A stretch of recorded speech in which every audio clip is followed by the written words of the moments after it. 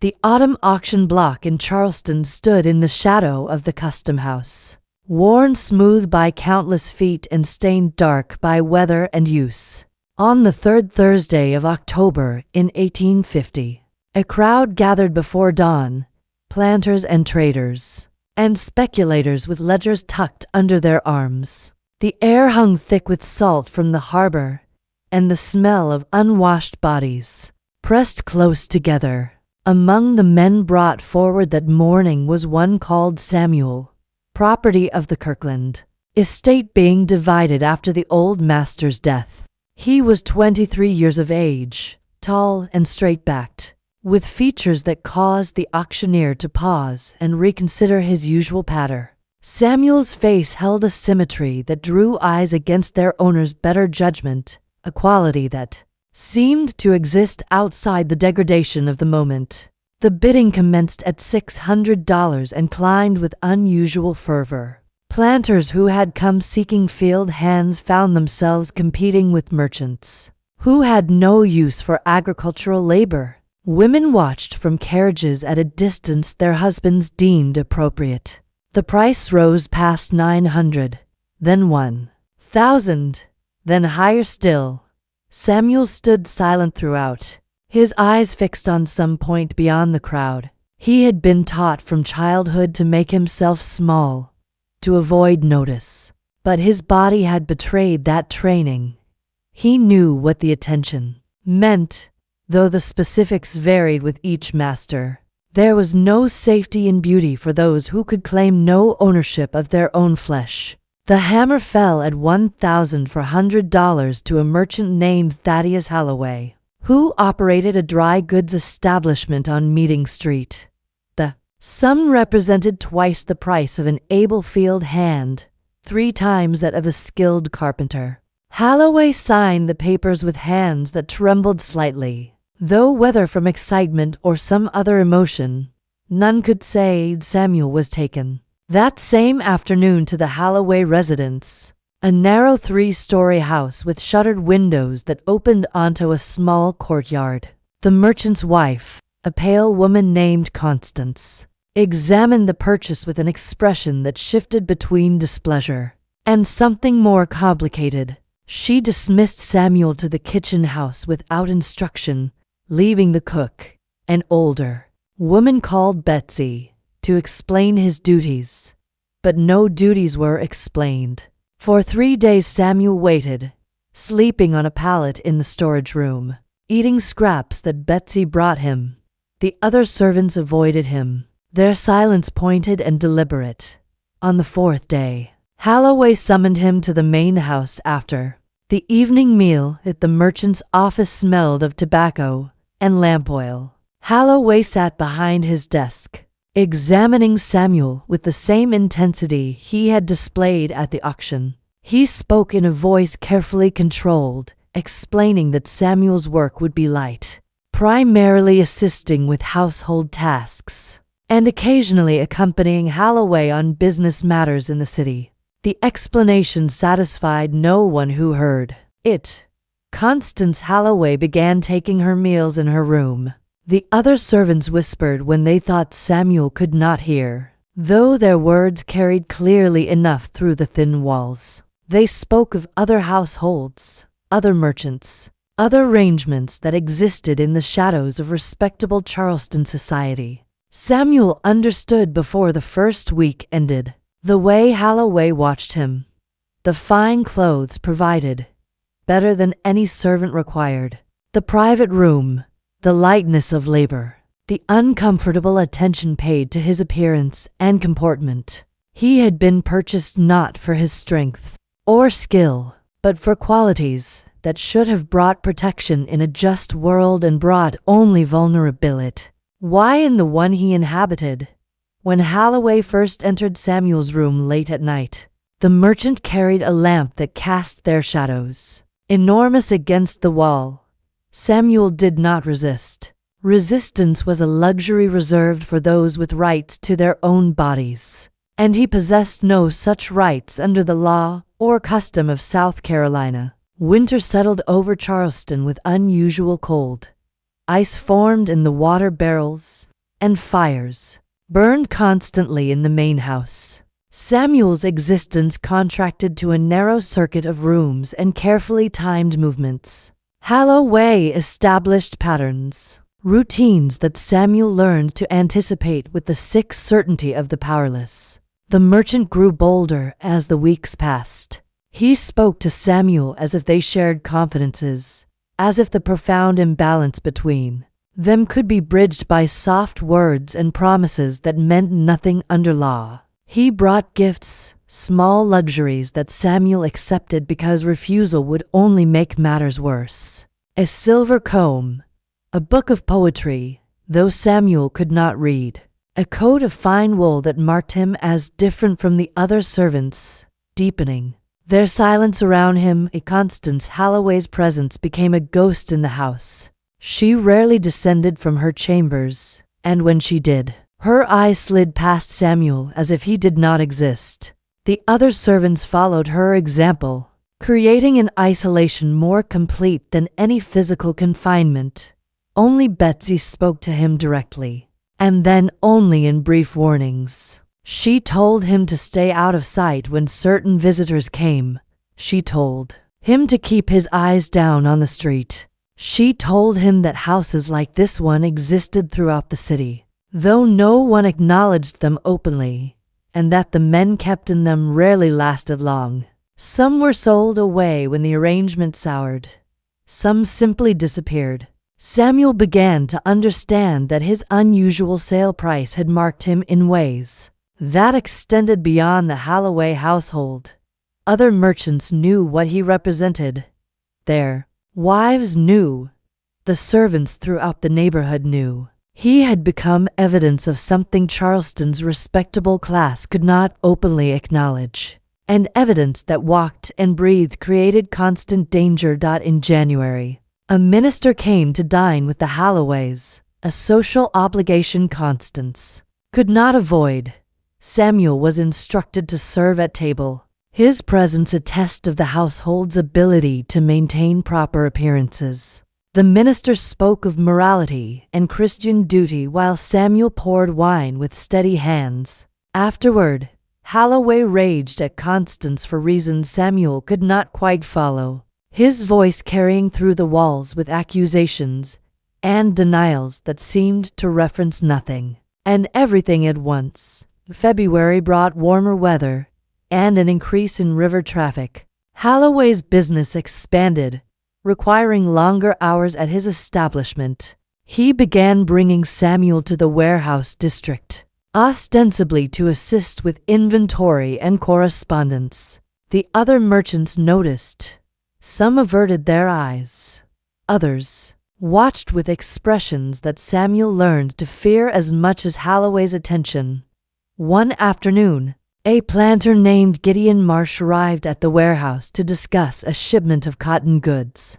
Marsh was a heavy man with land holdings in the low country and a reputation for brutal efficiency. In managing his properties, he and Holloway negotiated prices while Samuel stood in the corner, present but supposedly invisible in the way servants were expected to be. When the business concluded, Marsh remarked on Samuel with the casual tone men used when discussing livestock or furniture. He offered to purchase him, naming a price higher than Holloway had paid. The merchant refused, his voice carrying a possessive edge that made Samuel's stomach turn. Marsh laughed, a sound without warmth. He suggested an alternative arrangement, a loan of property. He called it, common enough among gentlemen who shared certain understandings. Holloway's refusal came slower this time, weakened by Marsh's insinuations about social standing and business relationships. The negotiation continued over the following week. Samuel learned of it through fragments of conversation, through Holloway's distracted manner, through Betsy's warning to stay close to the house. But on a Thursday evening in late February, Holloway informed him that he would spend the weekend at Marsh's town residence, that this was a matter of business courtesy and not open to discussion. The Friday morning journey across the city marked a crossing that could not be uncrossed. Samuel sat in the back of a wagon loaded with dry goods, a fiction of legitimate commerce barely concealing the transaction's true nature. At Marsh's house, he was taken to a room in the cellar, windowless and locked from outside. What occurred over those 2 days existed beyond language, beyond the careful euphemisms Charleston society employed to describe the exploitation it refused to acknowledge. Marsh approached the arrangement with the same efficiency he brought to plantation management, treating Samuel's suffering as his purchased right, a privilege of his social position and wealth. Samuel returned to the Holloway house on Sunday evening, with injuries he could not fully conceal. Betsy tended to him without questions, her silence more eloquent than any words. The loan arrangement, as both men termed it, had established a precedent that would repeat throughout the spring. But something had shifted in Samuel during those basement hours. The absolute powerlessness he had accepted as unchangeable fact revealed itself as a lie maintained through violence and law. He could not resist openly, could not fight or flee without bringing destruction upon himself and likely upon Betsy and others who showed him kindness. But he could observe. He could remember. He began paying attention to conversations he was meant to ignore. He learned that Marsh spoke freely to Holloway about the arrangement, and that Holloway, emboldened by acceptance, mentioned it to other merchants. He learned that this practice existed as a whispered economy among certain men of Charleston's trading class, that human beings were loaned and borrowed like tools, that the particular qualities that had made Samuel valuable at auction made him valuable in these darker exchanges. He learned the names, merchants and planters who participated in the network, the houses where men like him were kept, the auction houses that specialized in certain types of sales. He memorized details with the clarity that comes from having nothing else to hold onto, storing information he could not use but refused to forget. In April, Betsy brought him a piece of charcoal and scraps of paper from Holloway's office. She did not explain why, but her meaning was clear. Samuel began making marks in the margins, crude symbols that represented the names and dates and places he had collected. He could not write properly, but he could create records that might someday mean something to someone. He hid these papers in a gap beneath the floorboards of his room, adding to them each week. The collection grew into a catalog of transactions that Charleston's respectable society insisted did not exist. Each mark was an act of witness, small and secret, the only form of resistance available to someone with no legal standing to resist. Then, May, Constance Holloway's brother arrived from Columbia, a lawyer named Edmund Price who took rooms at a hotel rather than stay in his sister's house. Price was a precise man who attended church with conspicuous regularity and served on committees dedicated to public morality. His visit was meant to address family concerns, though the specific nature of those concerns remained unspoken in Samuel's presence. Samuel served at the dinner where Price confronted Holloway about household arrangements. The lawyer spoke in careful phrases about propriety and reputation, about rumors that had reached Columbia, and the potential damage to family standing. Holloway responded with denials that acknowledged everything, while admitting nothing, insisting that servants always generated gossip, and that a man's household management was his own concern. Price attempted a different approach. He suggested that if certain servants proved problematic, they might be sold away to distant plantations, where their presence would no longer attract attention. Holloway's face darkened at this, his possessiveness overriding his caution. The conversation ended without resolution. But Samuel understood that he had become a problem that respectable men needed to solve. The following week, Holloway consulted with other merchants who maintained similar arrangements. They met in private rooms at establishments near the waterfront, places where business was conducted away from wives and ministers and lawyers, who asked uncomfortable questions. Samuel, brought along to serve wine, heard them discuss strategies for maintaining discretion. They spoke of using intermediaries for purchases, of keeping better records separate from legitimate business accounts, of ensuring that the men they acquired understood the consequences of speaking to outsiders. One merchant suggested that the practice itself might need to be curtailed, that changing attitudes toward slavery in the North were making all aspects of the institution vulnerable to scrutiny. Others dismissed this concern. South Carolina's laws protected their property rights absolutely, they argued, and what a man did with his own property was protected by those same laws. The moral questions that troubled Northern abolitionists had no bearing in Charleston, where proper order depended on maintaining clear hierarchies. Samuel listened and remembered.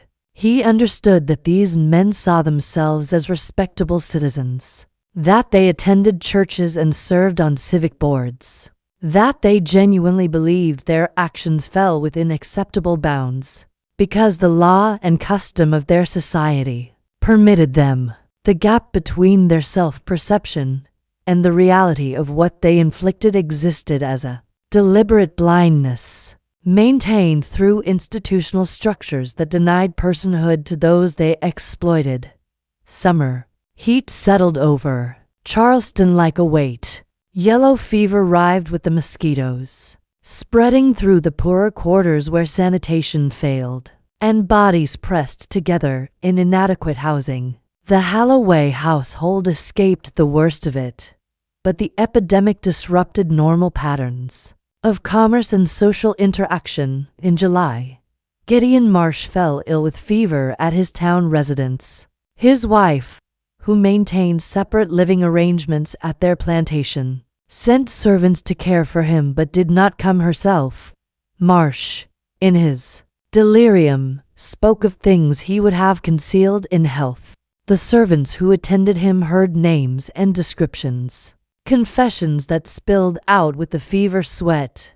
One of these servants, a man named Joseph who had known Samuel from before the Kirkland estate sale, came to the Holloway house after Marsh's death. He found Samuel in the courtyard and spoke quietly of what he had heard. Marsh had named others in his fever ravings. He had described the network of exchanges, the houses where men were kept, the agreements that existed beneath Charleston's surface of respectability. Joseph suggested that such testimony, even from a dead man's delirium, might interest certain parties.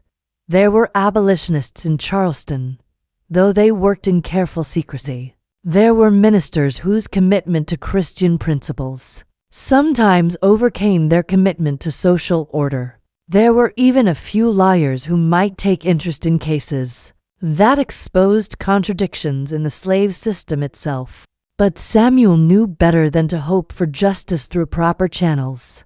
The men who participated in these arrangements were the same men who made and interpreted laws, who sat on juries, who controlled every mechanism of official authority. Any attempt to expose them would bring destruction on whoever attempted it, and the institutional response would be denial supported by every lever of power. The truth that emerged did so in whispers, in the knowing looks of servants across the city, in the careful conversations among those who had no official voice but saw everything. The network's existence became an open secret among Charleston's enslaved population, shared as warning and as evidence of the system's fundamental corruption. That in August, Edmund Price returned to Charleston with a colleague, another lawyer who specialized in estate matters. They came not to address moral concerns but to protect family property.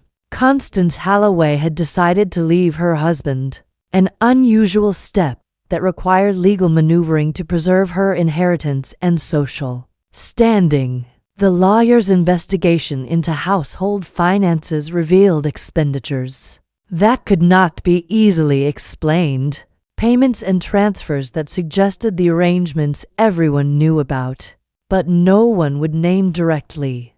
The Holloway marriage dissolved through legal mechanisms that required no public scandal. Constance returned to Columbia with a settlement that protected her reputation and finances. Thaddeus Holloway, diminished in social standing though not in wealth, was forced to liquidate certain assets to satisfy the separation agreement. In September of 1850, Samuel returned to the auction block.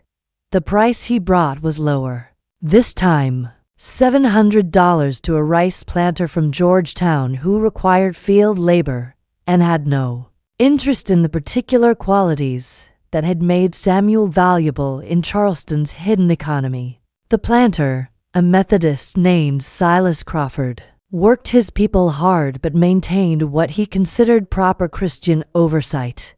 The charcoal marks on scraps of paper remained hidden beneath the floorboards of the Holloway house. When the property was sold the following year, workers renovating the servant quarters discovered them during demolition. The marks meant nothing to the men who found them, symbols without context or translation. The papers were burned with other debris, evidence of witness reduced to ash. Samuel lived another 31 years, surviving the war and emancipation and the difficult decades that followed. He never spoke of his time in Charleston except once, near the end of his life, to a minister who was collecting accounts of slavery from those who had endured it. The minister, a northern man with earnest intentions, found the story too disturbing for the narrative of suffering and redemption he was constructing. He made brief notes but did not include Samuel's testimony in his published collection. The network that had existed beneath Charleston's surface continued through the final decade before the war, maintained by men who convinced themselves that law and custom justified whatever they chose to inflict on those they owned. Some of these men died in the war.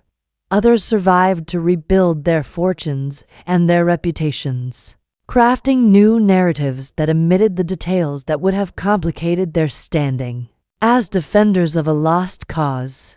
The impossible secret was this: that the system of human ownership permitted not only labor extraction, but every form of exploitation. That respectability and violation existed side by side in the same houses and the same men, and that institutional denial could maintain itself against truth indefinitely when those institutions served the interests of the powerful. Charleston knew and did not know, acknowledged and refused to acknowledge, creating a space where horror could exist in plain sight, because admitting it would require confronting the foundation on which the entire social order rested. No monument marks Samuel's life or the lives of others trapped in similar circumstances. No record preserves the names he memorized or the careful catalog he attempted to create.